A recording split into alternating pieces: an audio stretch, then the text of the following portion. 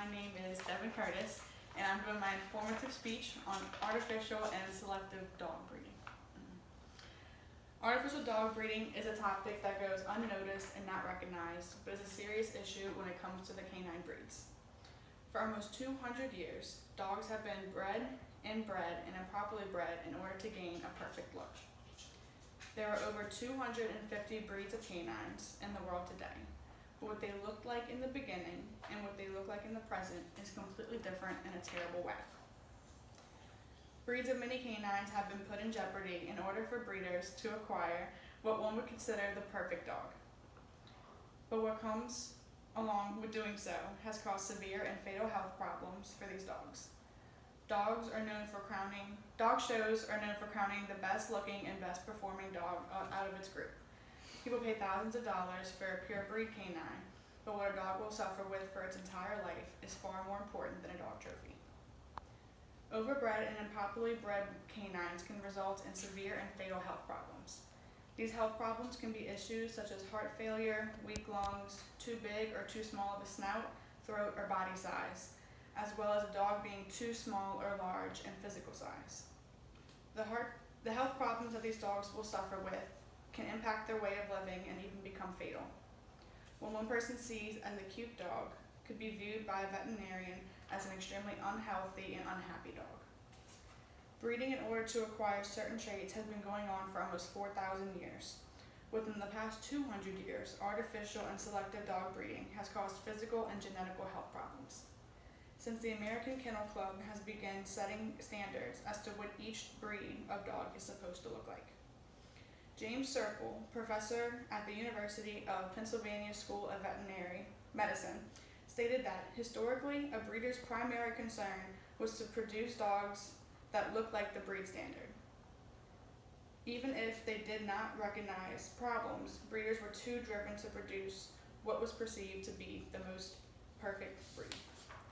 And so now I have conducted a slideshow showing what dogs used to look like and what they look like now.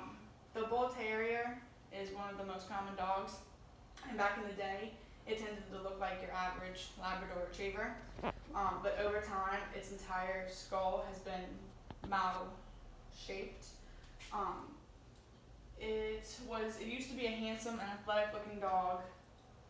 Somewhere along its journey, it had created a mutated skull. It now has a thick abdomen, and the Bull Terrier is also picked to have a number of maladies like supernumerary teeth because of the way that their skull is shaped. Boxers used to kind of, in a way, look like what German Shepherds used to look like.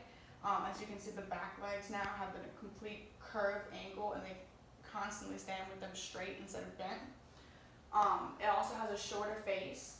The modern boxer not only has a shorter face of the muzzle, it is slightly upturned, so if you ever look at a boxer's face, the teeth can actually come above its snoot because of the way that the skull has been malformed.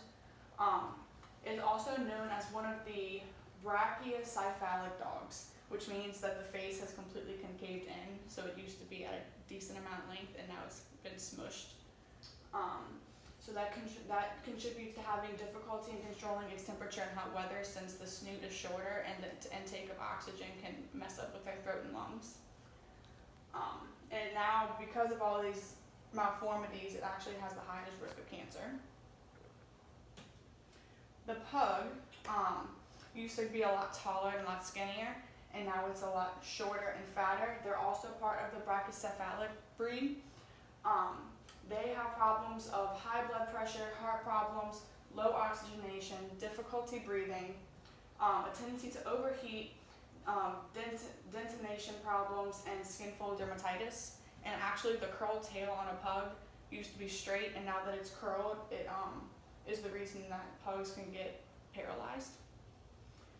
The English Bulldog is another example. It used to be a lot higher up on the ground, and its legs have been shortened.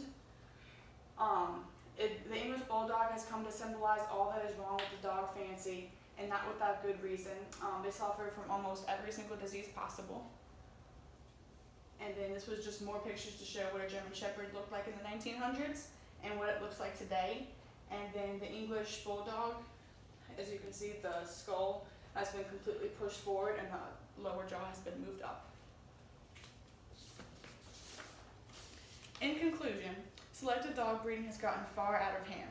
Certain breeds of canines are being put at risk in order for breeders to achieve the perfect look.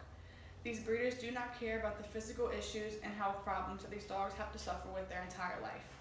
What dogs looked like 4,000 years ago and what they look like now is due to artificial and selective dog breeding. Until this cruel way of breeding is put to an end, canines will continue to be the ones who suffer, and there won't be dogs to make into this perfect look. There will be no dogs at all. Well, she didn't.